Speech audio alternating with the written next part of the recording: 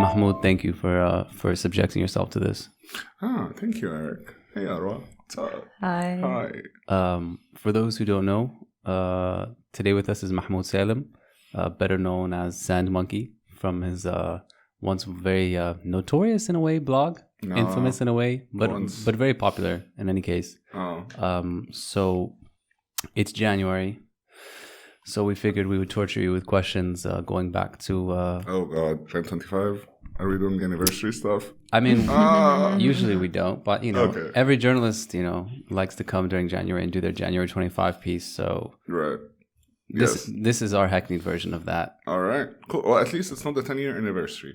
It's 11, right? So we're All right, past so that. that's good. Alhamdulillah. I avoided all the 10-year anniversary interviews. I was like, I'm not doing this. I don't think I read one because I couldn't last year. I didn't.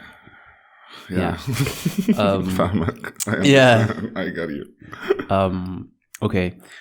I wanted to just take you back to when you first started your blog. This is something I actually just don't know. I used to read your blog quite regularly during the Revolution days, but I didn't know much about your origin story. All right. So when did you start it, and sort of like why? Like, what was your thinking? What was the kind of philosophy behind it? What were you trying to do? What were you trying to express at the time? What made you start that blog?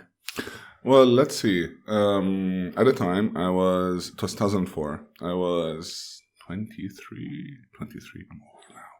So I just came back from the States. And after spending a good 3 years, 5 years in the States for undergrad and grad school, I moved back to Egypt. And, they always tell you about the culture shock and then the reverse culture shock.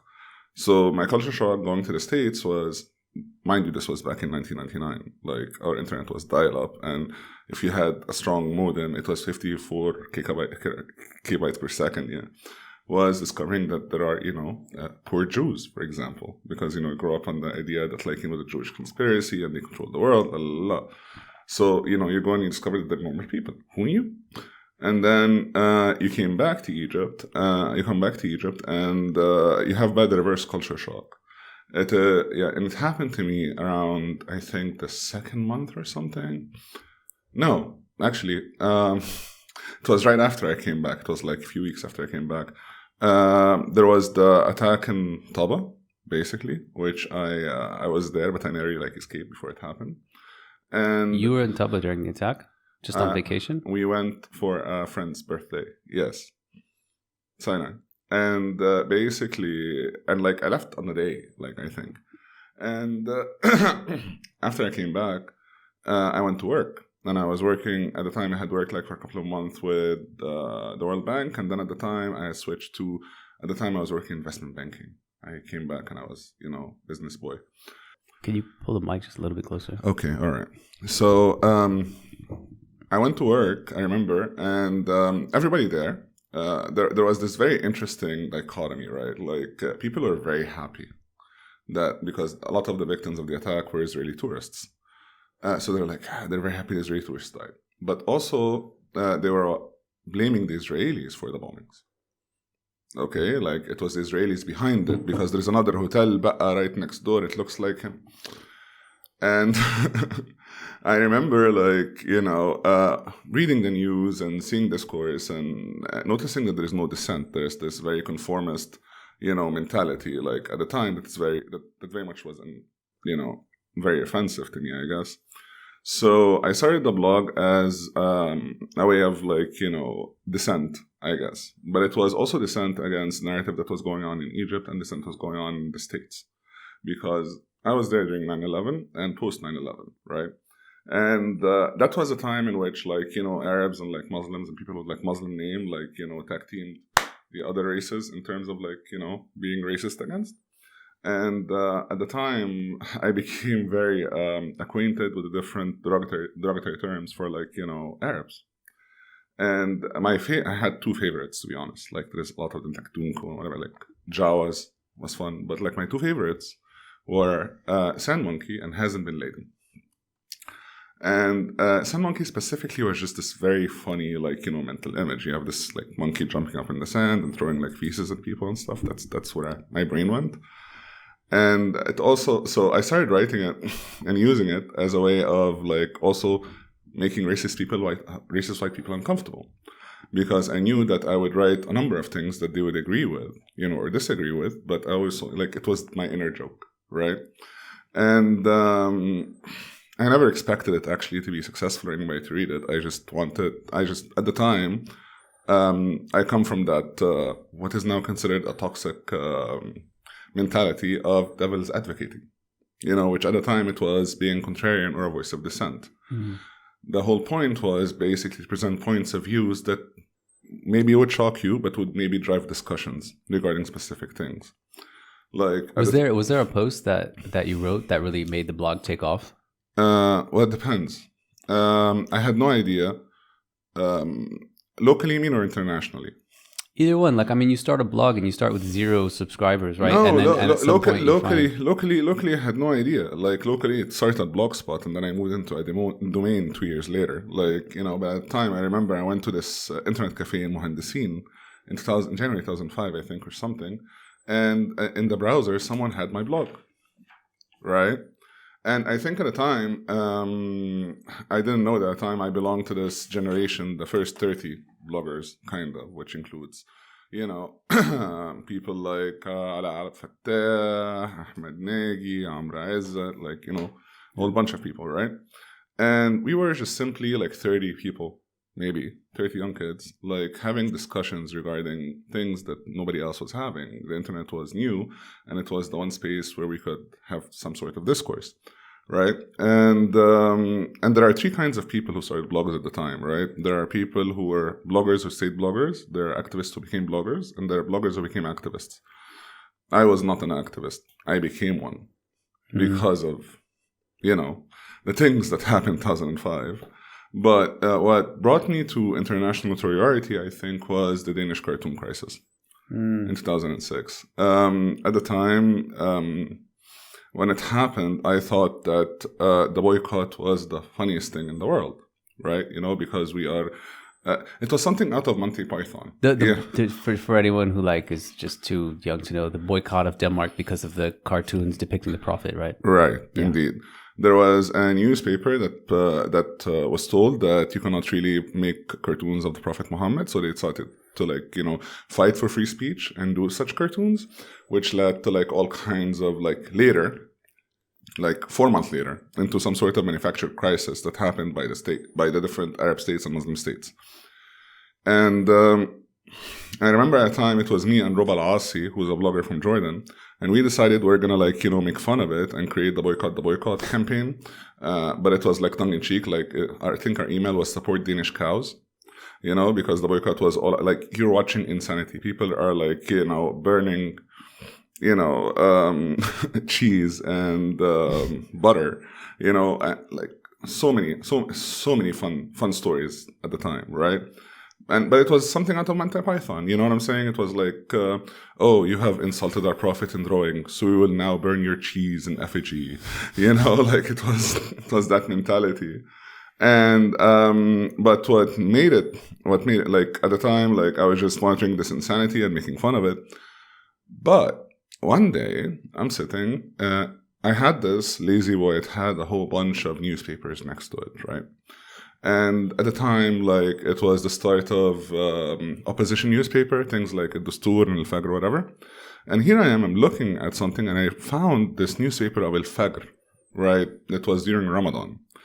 And Adel Hamoud was the editor-in-chief. And Al-Fajr had actually published the cartoons in the newspaper at the time, during Ramadan, 4 months before the crisis started. And you know what was the reaction of the people? Nothing. Cared. Yeah. No one cared. And the truth was, at the time, there was a whole bunch of misinformation regarding people were getting emails, having different cartoons that were not the cartoons and stuff like that. So the idea that such cartoons were actually published because that was the argument, right? This would never be acceptable. We would never it was actually published. It was there, and it went insane. It just went insanely viral at the time. And and that's the thing that just made me famous and known, I guess. And then Twitter happened a year later, which, mind you, we started having Twitter accounts when it was all based on SMSs, mainly so that when one of us gets arrested, we'd actually find out. But hold on, back when you were blogging in the 2000s, you were, I believe, if I'm not incorrect, anonymous, right? You were using the pseudonym, but no one, like, I mean, your friends obviously knew who you were, but for the most part, the public didn't know who you were. Yes. There was a specific reason for this. Which is? Okay. So I came from what is referred to post-revolution as Filul/Kanaba family, right? So, and that meant that my mom was NDP since really, really young. And in reality, a lot of my opposition against the NDP was a reaction to your what family? I consider, no, not near family, but like... But on some subconscious level, no, it would no, be, no, right? no. Yes, no, listen. So what I discovered later was that my hatred for the Mubarak regime came from this idea of stupid authority, which apparently was very much connected also to the way my mother handled things. Weirdly, therapy later on. How did your mom handle things? Well, basically, she went into a system that taught her that there is no such thing as right and wrong. There is only power. There is what you can get away with, what you can't get away with. It's kind of Nietzschean. Right? Anyway. But that was the NDP at the time, right? And that was problematic because she was appointed by Mubarak into the parliament. And before, there was my mom before the parliament, and then there was my mom after the parliament. And after the parliament, it was just brutal. Like, and it's funny. Like, when was she? 2005. Okay. And she stayed like, okay, like to give you an example about the difference, like, you know, like for example, a lot of the symbols of the Mubarak regime were people like, I've been to their houses when I was young. Kamal al-Shazli was Uncle Kamal al-Shazli. Zakaria Azmi was Uncle Zakaria Azmi. Like, this was the way it was working. And in many ways, like, you know, going through the revolution, taking the stake that I have done, I've actually alienated a lot of people in my class. I worked against my own best interest because at the time I thought I was doing something for the greater good, right? And yeah, but if someone wants to understand like what kind of environment that was, in the late 2000s, I had an apartment in Garden City, and I was working at the time in communication, advertising, whatever, and we usually have meetings like in the apartment. It was this tower that like was right next to Tabula, and they used to have a Ministry of Health living below me, 14th floor. So there was the security for the minister and the security for the building. And one of the building people was this old, like, you know, conservative, you know, guard, like security, you know, with like the prayer, like mark and everything. And the guy from the minister's office could not actually talk to me, so he would go and like, you know, egg the other guy on against me and the immorality of having so many girls over or whatever. So one time a girl left and he gave her a lecture around 11:30. And so I had to go down and fight with him. And he was like, you know, whatever, like, I will show you this, I'll do this, blah, blah, blah. And I went to bed that day, woke up in the morning. And my thinking was, okay, I'll call my father. My father sits in the club with many people who are ex-police generals. They're the people who run those security companies. And let's just have him removed. I don't want to fire him. I don't want to stop his ability to support himself. I just want him gone from my building. Wow. Right? So I call my dad and I tell him the story. You know, and he's like, listen, I can call... Lieutenant Hassan in the Asr Nil, whatever, he can come over, give him a bunch of slaps, like, you know, and it will be, you know, he will know, and it will be that. I was like, no slapping, no need for slapping, just like, you know, get me someone from this company, it's called this. Okay, right. An hour later, I got a call from my mother. So, I hear you have a terrorist in the building. Right? This is very dangerous for the minister that lives there. Listen, I am calling Captain مش عارف مين في أمن الدولة. We're going to take him in for 2 weeks. They will interrogate him, like beat him up. I was like, human rights. He was, at best, he was like, you know, at worst, he was being rude, sexist, and like, you know, filthy-minded. At best, he was just out of line. We don't need to torture him, you know? But that's the kind of power that you have. You know, the kind of power of like, you know, someone messed with you, NDP connections allowed things to happen. And this was the interesting thing about the NDP, I think, that the military hated, because it gave civilians access to power that they believe should only belong to them. But yeah, that was basically the kind of environment and relationship to power that you had, right? You had at the time wasta. This concept no longer exists now in today's Egypt. Well, it does exist, but in a very specific and limited, subgroups of society. So you were observing, like, sort of, in some sense, the workings of power during the NDP period, and how this sort of corrupt regime was happening, and cronyism on a very personal level, and how sort of like everyday excesses can turn into things like torture.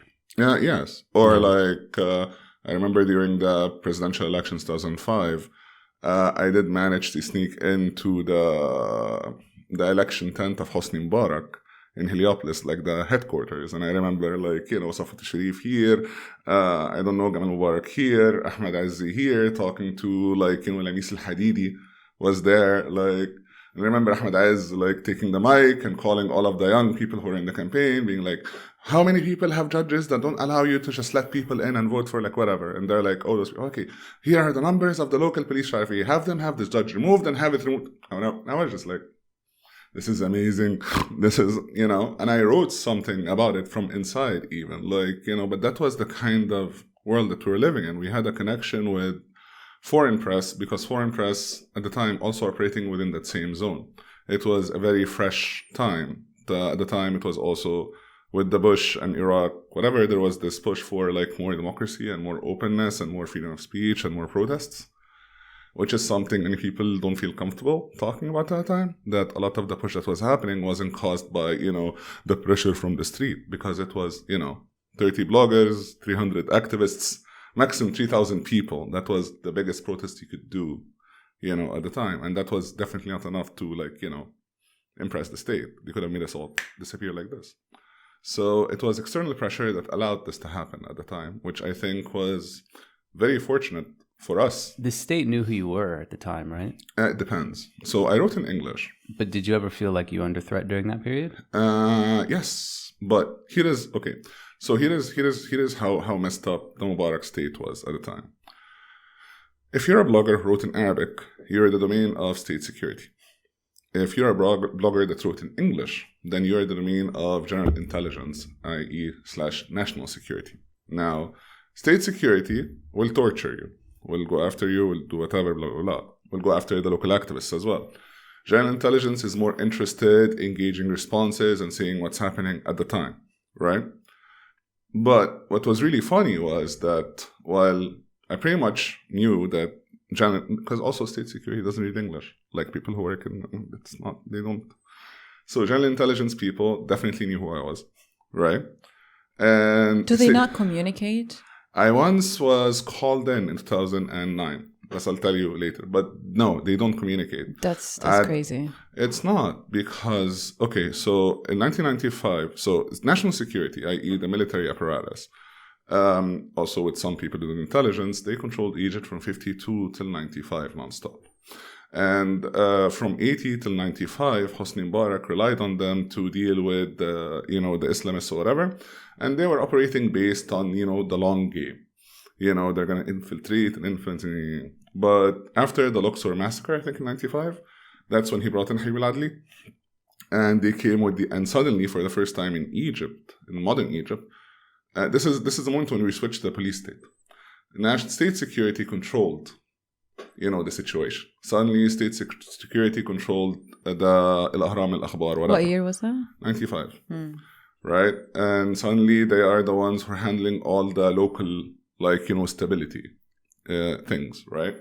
And that has led to a struggle, right? And that struggle led to national security people to slowly support or covertly support certain elements within the opposition or the opposition newspapers or even the independent ones, and it would be hard to miss, but you would see it. For example, I think it was around 2008, there was this arrest for this guy that they claimed was this Egyptian engineer who was recruited by Israel in order to destroy the Haidan, right? And that was the case that they arrested.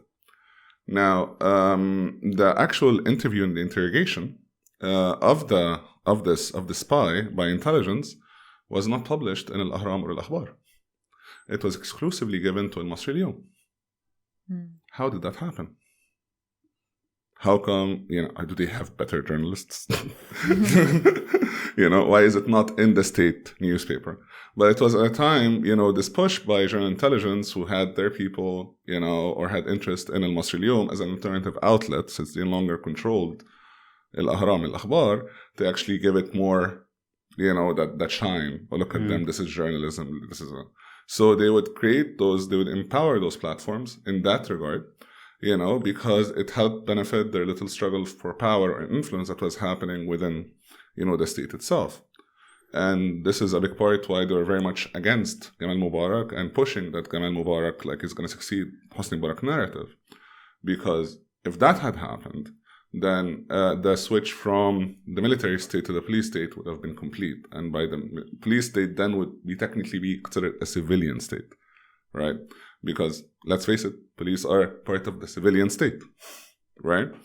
So that meant that they would be out of power forever. And so they started pushing that narrative, which, mind you, was the biggest narrative against Hosni Mubarak within his last years of power. And no matter how many times he denied it, didn't matter because, Jimmy was NDP and there seemed to be some sort of truth to it, I guess. But yeah, that was the kind of environment you're operating under. So no, they didn't talk to each other. They definitely did not communicate with each other. They enjoyed, each one was an island of power. And that also reflected itself within the parliament, within NDP, even within the ministers, in the cabinet. There was always the ministers that were aligned with the military and the ministers that were aligned with Gamal Mubarak. And then there are a bunch of technocrats trying to survive, in the middle. And that was basically the kind of environment that you were dealing with. As an aside, how pissed off was your family when they saw your blog blow up, given their positions and their They didn't know, dude. When did you reveal yourself? And why? Why did you decide to finally? It was after the Sawra. So basically... Oh, wow. You didn't reveal your identity until after the revolution. Even your family didn't know? Yeah. I never told them, basically. Mainly because, that's the thing. I wanted to do two things. Number one, my mother was still my mother. I didn't want her to be used. I don't want whatever I do to be used to attack her. I also did not want any association with her. And I also did not want any headache from her regarding what I wrote or I didn't write. Anybody who had Facebook, in the last 10 years knows exactly what I'm talking about. Family members, what are you doing? Yeah. So this lasted up until, as I said, till the revolution. And it was the day after the Camel incident when I went with, I think it was Maram Mazen, a whole bunch of people with the car to bring supplies to the people affected by the Camel, incident. Yeah. And everybody, I remember Nawar and Igman told me to go this side from Gruppi, it's safe. It was a trap. It was an ambush. We almost didn't manage to, we tried to escape. The police stopped us. They decided, when they found that we were getting supplies for those people, they started egging the people against us, to attack us in the car, and that we're American agents, blah, blah, blah. And they basically lynch mobbed us for a good 2 hours. My car was destroyed, everybody was beaten up, they were throwing gasoline on the car. They were going to kill us, basically. And the first thing they did was take a lot of our phones from the car. And one of them, the idiot, he started answering people. So that's how they knew I was in trouble. And when my family started looking for me, they asked the police around the area because someone had a connection, whatever. And they were told that basically the only people that were having issues were those 5 Palestinians in a car with weapons that they killed. Apparently, they told them that there were 5 Palestinians, that we were 5 Palestinian terrorists, and they killed us already. Right? And that's when the police officer figured out that probably this wasn't true. So he came and managed to extract us all from the car, and the car got destroyed. And at the time, I was like, okay, I ran back home, and I was just traumatized and shook and angry, right? Because in reality, I wasn't... They're the ones... Actually, at the time, it was Shafiq who said on television, just go bring medical supplies to the people and help them out, right? Wow. At the time, that was the thing. So I was just like, okay, I cannot call for accountability while remaining anonymous. And that was the moment in which and because of very weird sequence of events, that day, the day right after Camel incident, everybody got attacked. Right? Everybody everywhere was getting attacked. People were getting arrested. Mubarak was getting, I remember a friend of mine called and told them that I was being arrested, and the person who answered on the other side was like, we are being arrested too. Like, it was that kind of situation. So, but I was the first person reported.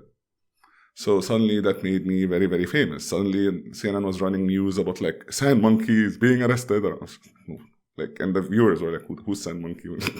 That's a pretty good headline though. It was lovely. It was amazing. 8 years of work, but for this moment. But yeah, no, that's when I went and made interviews and revealed my identity, because I was like, you know what? Fuck it. Like, if they're gonna come. It's not really, my anonymity is not gonna protect me anymore. It's open battle, so I might as well just like, come forward and like come out. And that was that. And it was funny because, like, of course, my mother didn't really talk to me. Like, she's the reason why the guy threw my phone away, because she called my phone, and when he answered, and he was like pretending to be like some sort of a military, like, intelligence guy, she went full like NDP on him. Like, that's why he shot his phone. She was just like, "You're screaming military? You're not military. Military are respectable people. I know what you are. You should know about who I am. I am coming for you." You know what I mean? She went full Liam Neeson and Taken, and like that was when my phone was gone, right? And after that, it was just a matter of, it was funny because when I met her afterwards and we talked about it, she was like, "Who says I was NDP? I was not really NDP." And to be also fair, they had like, also she was being sidelined in the final years, but she was there from like 85, man. Like, she was there throughout it. It has definitely helped her. It has definitely impacted her career. It has allowed her to do horrific things to enemies, and that's the legacy you grew up with. If you're coming from a Falul family, right? You are used to things that most people would consider shocking. You have a piece of land in 6 October, people are trying to take over, so you spend 2 years bringing like armed men from Upper Egypt to fucking shoot guns at them. Like, this is part of your life. I don't know who got arrested, went to prison, we got them, your dad's best friend, because he took loans from I don't know what, he ends up like escaping the country in like an extra fuel tank inside a yacht from Gona. Like, again, your best friend from school, his father comes back, he gets arrested, he dies in like prison at a time in which all the businessmen were being arrested and the prison was very chic. This is the life, of your mother, not yours, right? No. Yours. One of my best friends, in my senior year in high school. Like, also my senior year in high school, one of my very good friends, because he was the son of a member of parliament, he ends up in a car accident. Because someone else messed it up, they decide to make it into some sort of a huge, scandal, and he becomes public enemy number 1, and he's 18, right? Like, and he ends up going into prison for 4 months. Normal. Okay? Wow. And his dad quits from parliament because he recognized this was done in order to get him to quit by his political enemies. This is the kind of environment you're operating in. Which is why at the time, remember the Suzanne Tamim, Talat Mustafa stuff in the 2000s? Everybody believed it was Ahmed Aizad trying to push him out, because at the time that was the Filuli theory. Talat Mustafa was starting to build a lot of his cities with steel brought in from China, which was cheaper than what Aizad's monopoly was at the time. So that was the reason why nobody covered for him and allowed him to be arrested, because it's Ahmed Aizad's influence. We don't know the truth of this. But this is the kind of world you lived in, Just total misinformation and... And children in power using their power. Like Hussam al-Futuh. Remember the Hussam al-Futuh and Dina stuff? Remind me. The sex tape of Dina, right? So supposedly this sex tape was filmed in an apartment that Hussam had in the UK, in London, where he used to he had a setup for that stuff. And the story was, at the time, and Hussam, mind you, is a huge, toxic male womanizer. Like, he used to have those hunting trips my dad and his friends would go to. They would go shoot at ducks, and then at night there would be a bus that would arrive with 20 women, and they would do whatever. This was Egypt, right? So apparently he gave the key to a specific member of Mubarak's people of the apartment, so he can go and hook up with his mistress there. And then when the guy discovered the video setup, he thought that Hassan was trying to set him up.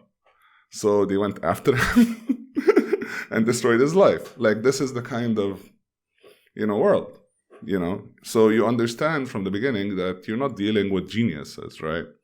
You're just dealing with Egyptians in power. And that, when you take a look at the NDP, in reality, it was not, a party of evil or whatever, just a bunch of Egyptians given power. And this is what they would do. I don't know how much I like to think that the incompetence is merely just a result of them being Egyptian. But this is just a side note, because I feel like in places like the US, there's also just, grave incompetence that leads to really, insane things happening, like Trump coming to power, and then other things in their administration happening as well, like the whole handling of the corona pandemic and everything. So I don't know how much I would blame it on them just being Egyptian. I mean, it's incompetence and it's immaturity and it's so what I mean by this, and thank you by the way, just in case, because you showed me how my what I said could be reflected upon negatively. No, it's not that. It's that we didn't have Egyptians were controlled by occupying powers for 2,000 years after the pharaohs, which were king god, rulers. And since 1952, there wasn't really a political party that controlled Egypt. The idea of the NDP as a political party that comes and plays and controls things came in the late years of Sadat, and it was basically Mubarak's baby, right? So if we are dealing with this, if we're thinking of them as a party of Egyptian civilians or experts or elites or, state, whatever you want to call it, this was the first time, where Egyptians were truly in power. This was first time in which any regular Egyptian, if they are rich, if they come from a specific family, if they do whatever, they can join and it could become. And mind you, this was the whole fight between the old guard and the new guard. Because the old guard, Kamal al-Shazli, Safwat, all those people were part of something called the Tanzim al-Tali'i. They were young people grown and raised by intelligence, right? So they never fought with each other. Fathi Surur, Kamal, Safwat, they would never fight, But you're bringing in the businessmen of Gamal Mubarak. This is when you're dealing with, Egyptians in power.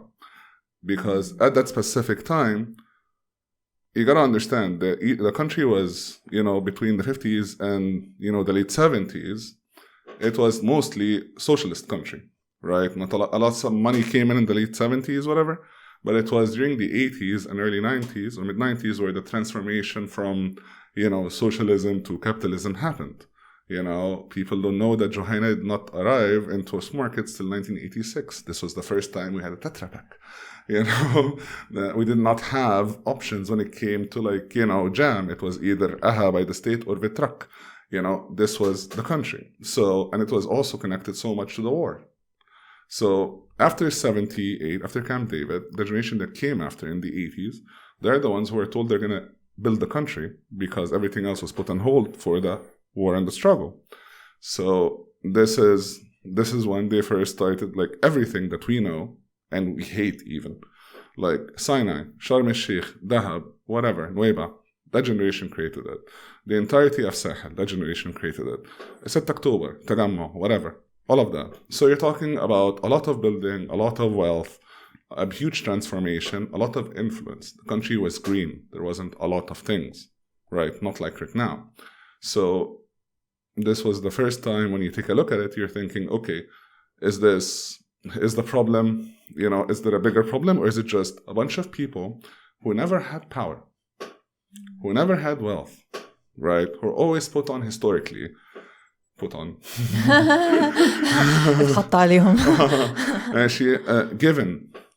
that power and access, whatever, how would they react, right? I saw this with my mother. I saw this with parents of other people I've known. It's not that they're started as bad people. Okay, I get your point. What I'm saying? You're saying that they didn't have any practice. It's not incompetence. It's trauma. It's trauma. It's like Israel. You're Jewish. You get oppressed by a military ethno-state. So what do? You go and create a military ethno-state. Maybe you are traumatized. روح بيتكم.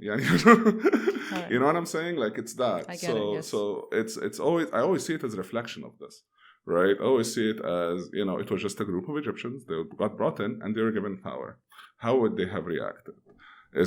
Are they incompetent because they're Egyptians? Or or is incompetence something universal? Is that kind of infighting normal or abnormal? Interesting. When? No, not when. Why did you stop writing?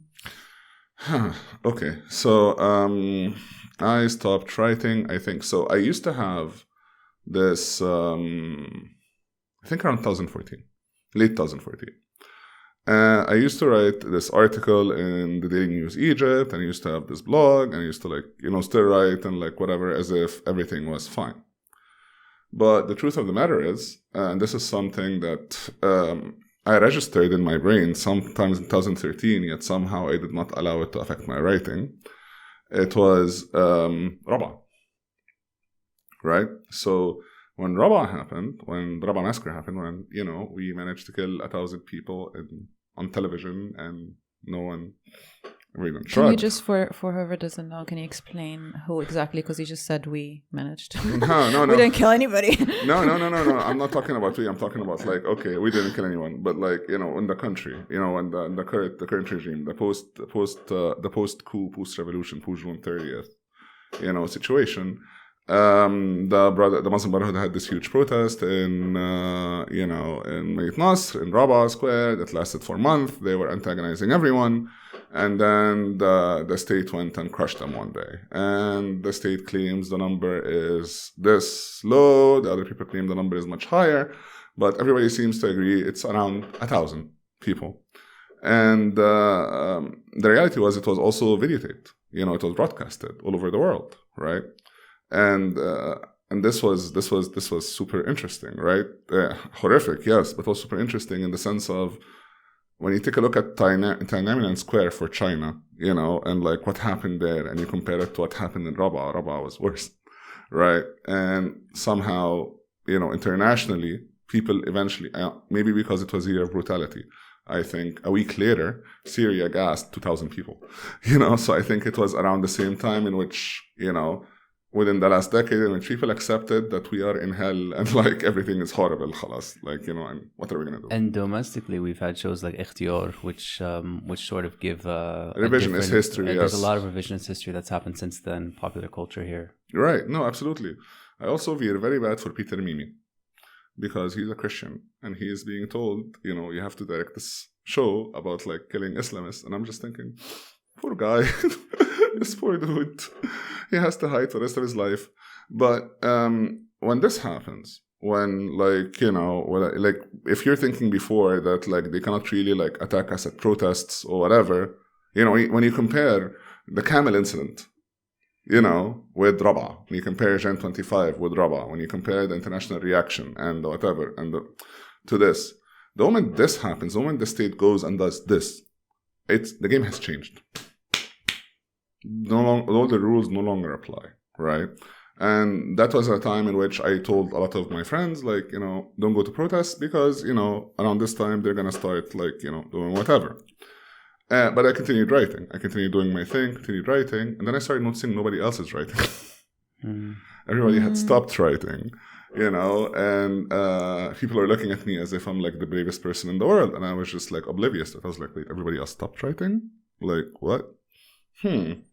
Okay.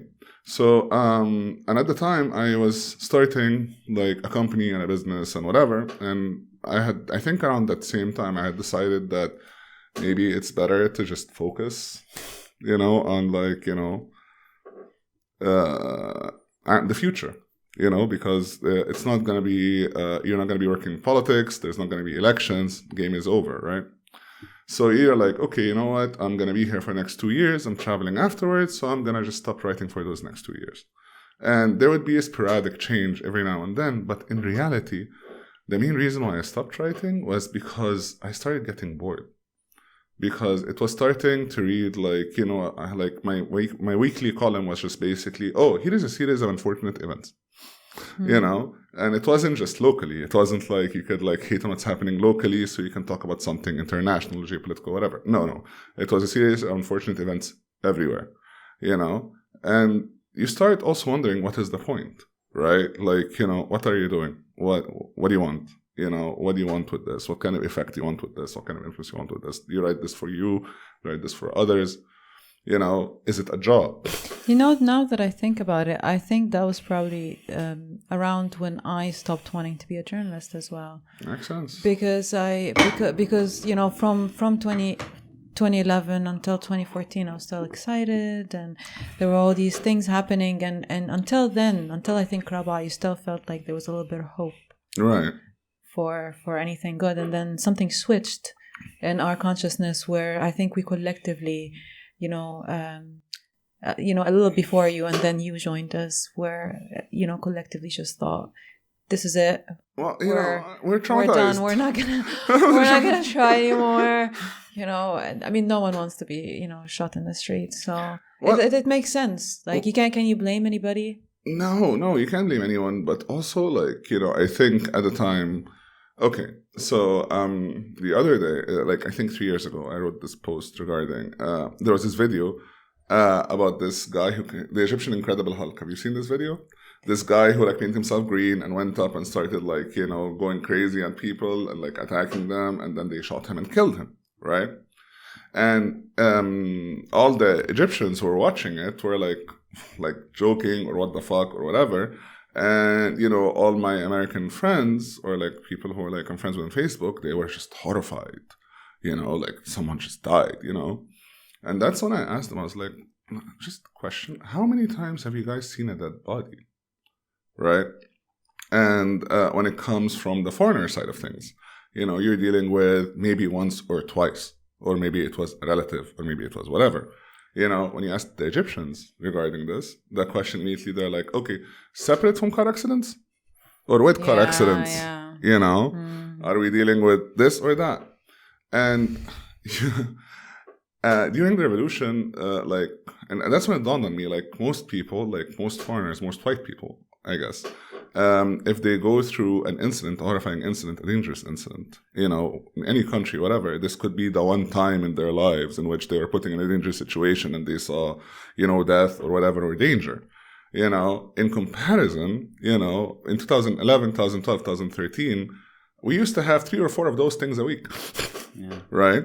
And you normalized it. This was life, right? This was normal. And then suddenly you're reminded by other normal people, actual normal people, that no, you're not supposed to see this many dead bodies. You're not supposed to carry, like, you know, 14-year-old boys, like, shot in fucking buckshot for, like, 3 years straight during clashes. Not supposed to do those things. These are not normal things. And I think just Rabaa drove it home, you know? And I don't think it was just only Rabaa. I think it was Rabaa and then ISIS. Right? Because that's when, you know, it was open season in brutality, right? That's when you're watching people getting burned or like whatever. And like, you know, people are starting to get arrested, thrown in prison. Like suddenly you're having news about people getting like executed, like execution orders for like children and like stuff like that, you know? And I think around this time, people like, it was just, I think all of us just kind of like fell. Like, I think we just froze. I don't think our brains were able to process anymore. But you were just bored. You felt like it was all just negative. No, like there was no joy in it even. Like, you know what I'm saying? Like, okay, so I used to do this. I used to have fun with it. And I used to have a great rhythm with it at the end. And it sucks because writing requires a rhythm, right? And when you stop writing for a while, it becomes impossible to recapture this rhythm again. Or like doing it or like whatever. Also because the style of writing changes, you know, and different people start filling the void, you know. I've always been sort of like, you know, people would like, I would always argue that I'm not a great writer or a good writer. I would argue that I'm an emotional writer. Like, you read what I'm writing and you get some sort of emotion from it. That's people liked it. And then the new generation that comes out, and they're all like academic writers. They're all writing in this specific language, in this specific form, in this specific whatever, and I'm just like, okay, all right, well, that's all right. I guess it has changed, and against it, like suddenly your writing starts looking unrefined or unfocused or unwhatever. And it's not that you lose confidence in your ability to write, but you recognize that there is an evolution that happened at the time in which you stopped. And if you want to get back to it, you need to be able to like match it and supersede it and offer something new. Also, a lot of the writers that came from like Egyptian publications started adopting the Sandmonkey, like, sardonic, like sarcastic style of writing that I had pioneered in between 2004 and 2010. Cairo Scene, their entire like first writing was like this scoop empire. All of them went the route of like, this is funny, sarcasm, مش عارف ايه, stuff like that. Regarding things regarding Egypt. So suddenly you were dealing with a lot of copycats. You're dealing with a lot of, even the thing that made you different at the time, even the idea of being the contrarian or whatever. No, it was actually being offered by others now. Maybe not the same way, maybe not the same topics, but it is what it is. So you don't feel as if you're no longer that voice in the wilderness, right? You're no longer one of the 30, Others have come along. Are they better? I think we've lost a lot with the culture of blogging that went away. I think this is a huge loss, like whether in Egypt or just like globally. I mean, now you have people doing Substacks and things like that, but there was a period where people were kind of like you're saying, able to just simply express their thoughts and emotions in a way. Now you kind of have this dichotomy between either like it's a proper polished piece of writing that maybe you're going to spend time on, or just like a tweet. And there's very little in between. And I remember when Alaa Abdel Fattah came out of prison briefly in 2019, he did this interview with Metamus, and he mentions that he had been gone for like 5 years, and one of the things that struck him the most was that he saw everyone just communicating differently over that 5 year. He just suddenly everyone's just using emojis and like they're barely speaking in sentences, and he said something like along the lines of we've gone back to the Stone Age during this period. And I think there's a lot of truth to that. And a lot of what we're missing is blogs like yours, blogs like other people who they had a thought, they had an idea, they were expressing themselves in long-ish form. It's completely gone. Yes. And also, what do you think we lost by not having that? Well, first of all, we lost our ability to have attention spans, I think. I think that TLDR culture has taken over everything with microblogging, with like Facebook and Twitter. In order for you to like write something that is actually worth writing, you have to like be willing to deal with, you have to have a reader who's willing to actually like read that much, right?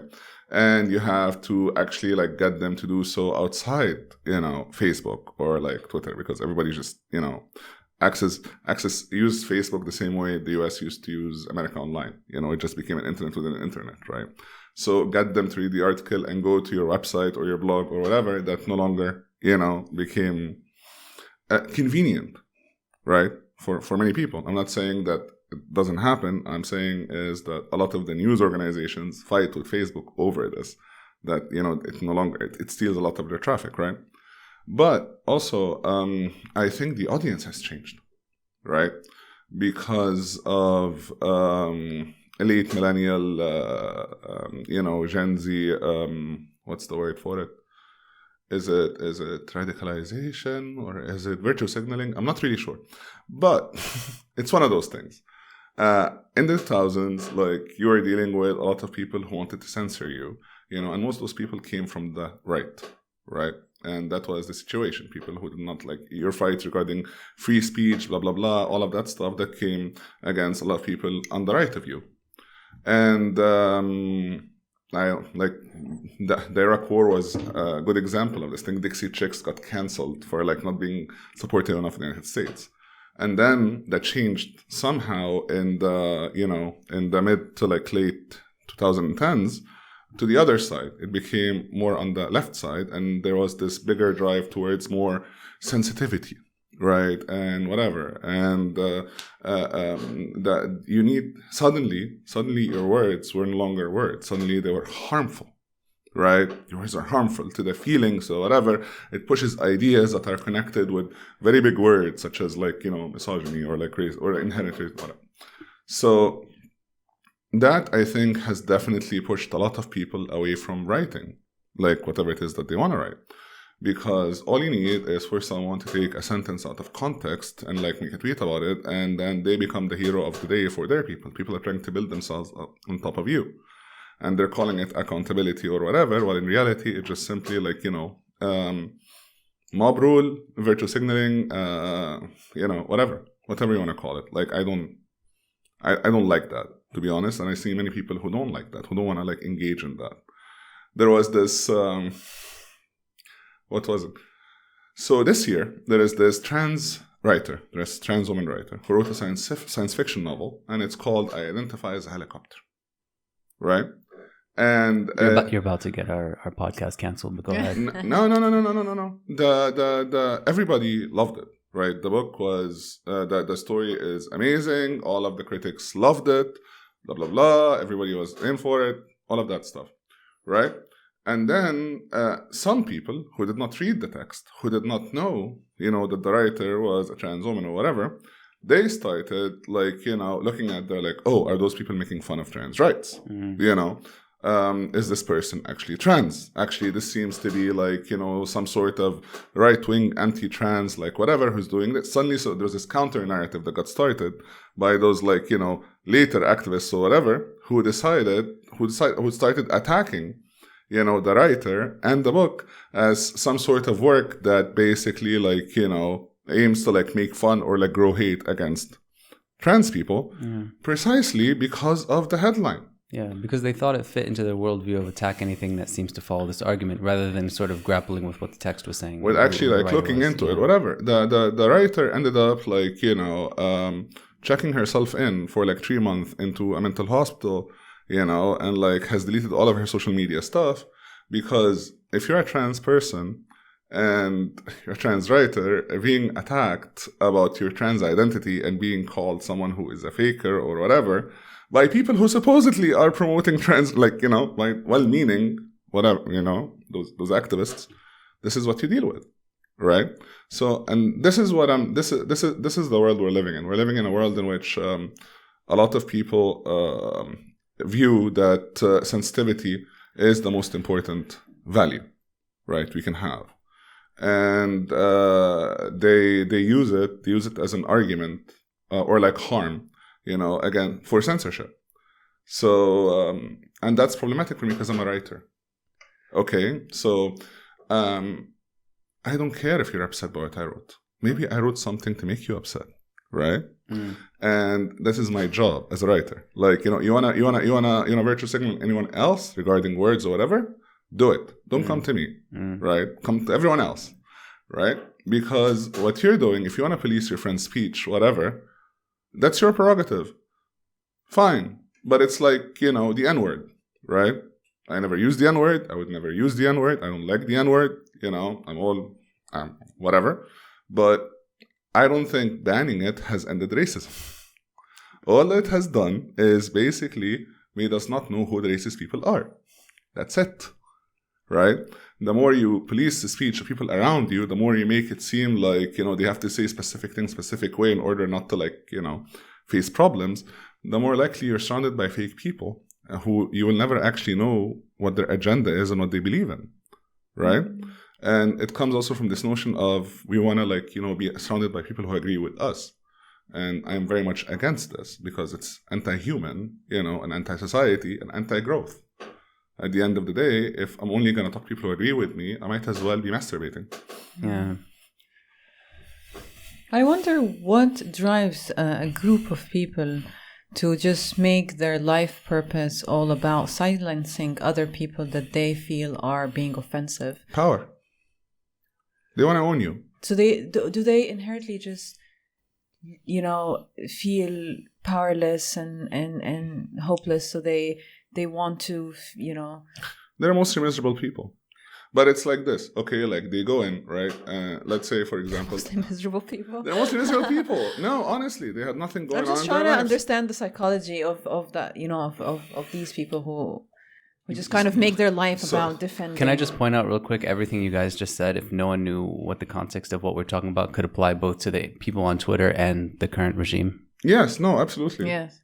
No, it's okay. So the internet, right, became a way for you to express your identity and create a social following, right? Join society. So this is the problem. People start trying to, they want to get a footing. They want to, create friends. They want to join a community. They want to be part of something, And I think that's the moment in which they start engaging in stuff like that. If you are a group of people that care about racism and you find someone says something that could be considered racist or maybe low-key racist or could be conveyed as that, what a great way for you to gain respect and fellowship and praise from your friends than going and attacking this person in a tweet and then screenshot this tweet and put it on your profile to show how good person you are. It's miserable, lonely people with nothing to accomplish. My problem with it has always been that I feel like there is just too much energy spent on debating each other over what we're saying and whether it's offensive or not. And I would personally rather the energy is spent on trying to change the kind of policies that are racist. No. The main achievement of many social movements currently is banning of specific words or forcing specific words on some people. I have noticed, I've asked this before they started writing about it last year, I was does anybody else use Latinx except white people? Yeah, no. Because What's Latinx? It's an ungendered term for Latin person, right? Latino or Latina. And it's problematic because, Spanish language or whatever, it's gendered language. So in order for the name of the white culture of inclusion, they created this word that, supposedly be gender neutral. So not everybody who's non-binary or whatever. Fine, right? But do the people adopt it? Or is it something that you as a white person living in LA is forcing on the brown people to enforce your culture, right? This becomes the question, right? It's watching a meme regarding someone in Egypt trying to do a meme. I think it was LGBTQ sarcasm Instagram account, which I love, by the way. But they tried to push the idea of preferred pronouns, right? In Arabic, that you need to ask people about their preferred pronouns. And that is so beyond anything, that Egyptians are there, Aslan. Or care about. You mean there's a lot of other low-hanging fruit to get people their rights and equality, closer to equality before we start even talking about that? Well, there is that. Not even low-hanging fruit. There's a lot of structure, right? There's a lot of structure you need to put it in first. I am glad that we're finally dealing with talking about violence. For the longest time, my biggest problem with, for example, the talk about harassment, sexual harassment. This is a problem I participated in back in 2006, because at the time we put the notion of the protest against sexual harassment was something that is class-based, right? That this is a problem mainly that happens by the taxi driver or the guy on the street. It's not if you were raised right, i.e. had bougie, upper middle class, upper class, whatever. But in reality, that wasn't true, right? We said this to ourselves, but as time moved on, we started, no, this is not true. This is not true. This is not true. And you start looking at all of the problems that women were facing in Egypt, and whether it's FGM, whether it's rape, whether it's forced marriages, whether it is sexual harassment, whether it is honor killing, and it all came down from one root, and that root is that women don't have right to their bodies, the ownership of women to their bodies, and that was a point I was always bringing up. We need to start fighting this fight, right? This is a fight that should be fought. And it's a fight that nobody wanted to touch because it touches upon religious issues, right? Because Islam will fight with you on this, whatever. I see this narrative being pushed more and more, regardless of religion, in Egypt recently. And that's good, because that is the root of the problem. That women are not, objects, or women are not products, or, or as most Egyptian men would like them to be, a cute pet. To exist, to entertain me and serve me, and if it doesn't, we kill them. No, humans, people, people. So that kind of helped and that kind of changed. But when it comes to the idea of call-out culture or policing or whatever, that the idea is power. The idea is, how do I own you? How do I have one leg up on you, right? And I don't personally understand it. I don't like it. I don't want to be like, and it's the kind of thing that like people attribute to like creating safe spaces, and it seems very gotcha for a safe space. It seems that people are listening to each other, hoping to like, misconstrue something, right, in their speech. And I don't like this. I don't like people who start conversations with disclaimers. Like, I live in Berlin. Berlin is the most woke place in the world, even more woke than like San Francisco. And a rule I have whenever I meet someone and I notice them starting talking with, by the way, I'm not saying that this or I'm not saying that, like usually that's a disclaimer, I'm not saying that women are, before they say whatever it is that they're going to say, I'm like, listen, we just met, right? I'm willing to bet that you are not racist, you're not classist, and you're not sexist. So if there is anything that you want to say that could be misconstrued, that could be viewed in two ways, one of those things, and the other one with the benefit of a doubt, I'm going to give you the benefit of the doubt. Right? And the moment you tell them this, those strangers, they just like, it's like someone has lifted the biggest weight off their shoulders. They're like, and they thank me because that's the fear all the time. That is the thing all the time. Nobody wants to be misunderstood, because if you're misunderstood once, right, and you are misunderstood by someone who is one of those people, your life will be, this will be like, you'll have to like deal with this for the rest of your life, whatever. Or like within your community, it will be a label being thrown at you. And no one wants that at a time in which like, reputation is social currency. And that's the game, right? I raise my profile by attacking others, And that's the game that they like to play. And it's miserable. And I don't understand it. And I don't want to. But I also think it's more of a hallmark of the newer generation, because the 30 people that we had, like, we were writers, right? So as writers, we engage with everyone, right? I had people who were super leftist, super anarchist, super right-wing, super state, whatever you wanted. We would talk to each other. It was fine. After the revolution or whatever, like when you were dealing with like, late millennials, and that was actually beneficial because exchange of ideas, understanding of each other, maybe you change each other's minds. My positions have changed on many things because of this, right? But that no longer happens. The next generation that came after us, the academics, they all had a very specific leaning, right? And it's a very Western, like they're the people who always complain about like Western colonialism and intellectual whatever, but they are the perfect product of it. Their language, their way of thinking, even the culture that they've adopted in dealing with each other. This is white American culture. Even the words they use sometimes is like literally white feminist words. Like when why are Egyptians saying gaslighting? Oh, is it because we don't have an equivalent? Right? So you actually just transliterated. Do you have an actual but this comes from there. What do you have here? What is the frame of reference? If you've never seen the film Gaslight, right? Whatever. If you don't have this reference, what do you have? Okay. Do you actually have, because we have examples, we have worse things than gaslighting in Egypt. We have coercion, stuff like that. Where is the localized stuff? If your country has a problem with honor killing, and your biggest problem is proving whether or not if someone did this or that, then this is no, you have a bigger issue. When you compare it from here to Palestine, for example, very different activism. One that comes from the ground, and the other that is very much an elitist, umbrella and thinking, led by that upper middle class and upper class, Western educated or Western looking, activist. And that is problematic, I think, in the same way, because it's not to say that like women's rights or whatever are a foreign idea. No, but it's that you're dealing with the sub-bottom, of society.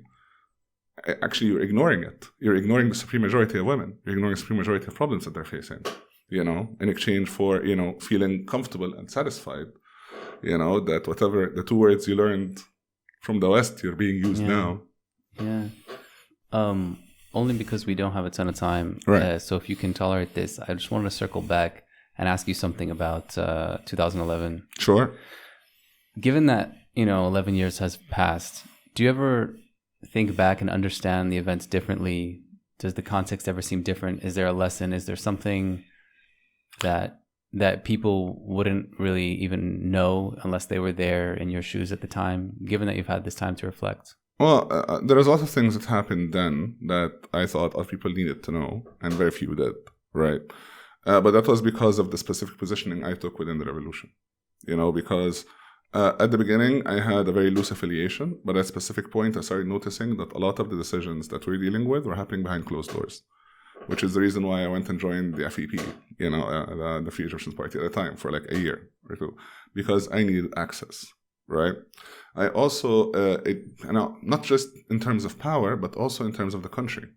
I don't think the supreme majority of people who joined the revolution actually still understand Egypt or been throughout Egypt or know how most people all over Egypt live or how they operate, or who holds power on the street. You're dealing with a lot of like leftist activists who their idea of the street, moving the street, is that when the street moves, we go ahead and lead it. While in reality, moving the street means that you know the street, you've been working with the street, people in the street, they know you, they trust you.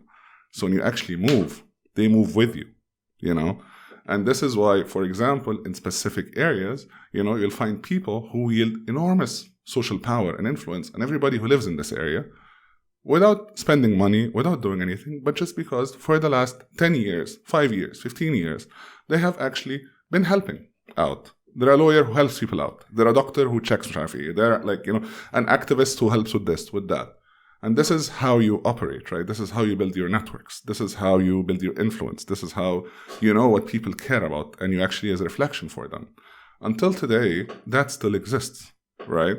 This disconnect between what we want as supposedly elites, intellectual elites, and what actually the people want, and what they care about. And that continues till today. Like, I don't think they understood how much, and I also think that a lot of them don't understand how infiltrated most political organizations are. I don't think they understand how misinformation works. I don't think they understand media manipulation. I don't think they understand how it is easy. Like, I don't think there are many things that we have seen during the first 3 years that somehow they have learned. But they also are very much against learning it. There has never been an attempt to bring in, Sitte Ibril and bring in the movement and bring in, the people from revolutionary socialists and sit everybody down and being okay, tell us what you have learned in this, tell us what you have learned from that, why do you do this, blah, blah, blah, without judgment, gain some knowledge. There hasn't been institutional knowledge. There hasn't been a transfer of, there hasn't been any learning. There hasn't been anything, right? If you go back to 2011, Mubarak steps down. Right. What did you think was going to happen? I had no idea what was going to happen. I remember I think on the 10th, I didn't think he was going to step down. And I think that at the time I thought, I went to the palace the next day because it was just okay, you know what? If they're going to come and crush us, let them crush us. I didn't think it was actually happening. You got to understand, for most of us, Jan 25, the whole plan was not to bring Mubarak down. We actually went down demanding accountability against Habil Adli, who is still alive and kicking and free, weirdly enough, never punished. But yeah, so I was, everybody else went to Tahrir, I was in Heliopolis because this is where my house is, this is where the president's house is, it's a Heliopolis thing. It's kicking out of my neighborhood. And when he stepped down, we partied in Heliopolis. We took over Starbucks Korba. We brought in boxes of beer and wine and champagne. People were invited people to come and celebrate with us. It was a great time. You felt as if, okay, what you knew, you were no longer under threat, right? You were not going to get revenged against. I think that was the relief, right? But also it was a very stupid understanding of the reality, right? Because even for someone like me who was in it, all I saw was the NDP. Nobody saw that it was actually just the face of something bigger and stronger and that exists, right? And I remember at the time, I had this conversation with one of the great thinkers and writers, older generation. And I was like, isn't this 52? Are we not dealing with 52 again? He's like, no, the world is changing. If all your neighbors are going to start dressing their kids in pants, you're not going to keep wearing them, like getting them to wear like galabeya or like some stuff like that. I didn't buy it at that time, but I was like, fine, you know. And the more you read about 52, the more you read about stuff like that, you recognize that, oh my God, they're doing the same thing. And you try to like tell people or warn people or whatever. Same thing in terms of military council taking power. Yeah. Appearing as a neutral part, playing with everyone, getting them all to fight each other. That's how it works, right? And this is how you rule, divide and conquer, right? And it takes a very specific, I don't know what to call it, compartmentalization, or like, I don't know, delusion, to ignore reality. Like it's like watching, when the Fairmont case was happening, right? The same friends who, like, for 2 or 3 years would rail against, public prosecutor for being, like, not really full of bullshit, like, legal cases, not really investigating, no evidence, like prisoning people based on non-crimes, like stuff like that, were the same people who believed that they were actually going to investigate the Fairmont case and do this and do that and whatever. And you would watch, like, the post right before, they're talking about, like, what Mahinur, for example, at the time who was arrested, is going through and, going to jail again or facing another bullshit charge, But at the same time, like, in one, and then in the other post, they're like, we need to wait for what Niab is going to say about this. And they're like, investigations. Time out. What? What? How? Right? And it's this weird place that comes from helplessness, right? Like, what are you going to do? Right? Are you going to ignore the state? You need a state, and it becomes easier to ignore, everything that you know about the state out of hope that maybe in this one thing, maybe this time, but it's the same state. And if the state, that has crushed you for years is willing to give you something now for no reason, right? It hasn't changed. It just manipulates you better. Like, it's just an act of manipulation, and if you start believing it now, then I don't know what to, like, are you just traumatized? Is that Stockholm syndrome or is that Cairo syndrome? What do we call it? I have no word for it, but you're dealing with this, and because you're facing the problem of what are we supposed to do, right? It's like whenever someone gets arrested, right? If they become famous, if you start a campaign to get them famous, you're dealing with a situation which they can actually not get them out specifically because they became famous, and it could become something that they can use to crush you, right? Or crush them because you're emotionally invested. They want to crush your spirit. So do you not do a campaign for them, not get them famous? Well, like, if you don't get them famous, they might just end up in prison for the next 5 years and nobody will care. What is the solution? Right? Nobody's having this conversation, right? Nobody knows. I don't have a solution. It really confuses me. I'm glad that everybody I'm close friends with is out of prison. I'm glad. I'm happy about this. But I honestly don't know in these days and age if that happens, what you're supposed to do, right? And it's one of those things when you're not dealing with a state that is both that isn't neutral, right? That doesn't play by the rules it promotes. And people go through willful ignorance. People go through self-delusion to do stuff like that because otherwise they're going to have to face their helplessness head on. And this is not a great place for people to be mentally. It's not good for their mental health, right? And this is what you're dealing with all the time. You keep wondering, did everybody lose their mind? Did people just become dumber? Or is it just simply, this is the world, this is what I want to do, I'm going to ignore everything else because this is what I need to be done. This is what I care about. And yeah, it's that there is still no understanding of this. Or even if there is, and let's ignore it. Let's suspend our disbelief. Let's have hope that maybe this time it will be different. And I don't know. I have never been big on hope. I think it's determination is always better. Determination. Perseverance. People didn't win World War II because they had hope. Or World War I, it was horrific stuff. No, you didn't have hope. You didn't beat, Hitler with hope. You beat him by determination.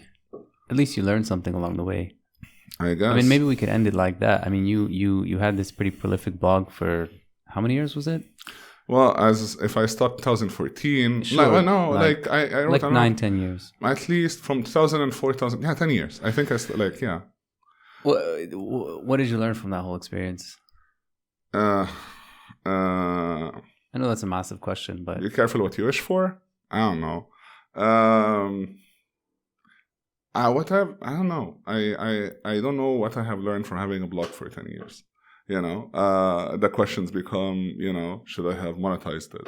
Should I have been using it for something bigger? Should I have done this or that? Should I have always linked my Twitter to my Facebook so I can have 100,000? Like, should I have done a Facebook page? No, none of this. What I have learned from it is that, the world is filled with people who think like you when you think that you're alone. I have learned from it that the world is filled with point of views that will challenge you, and it will be good for you because it will change you as a person. It will change how you act, how you view, whatever.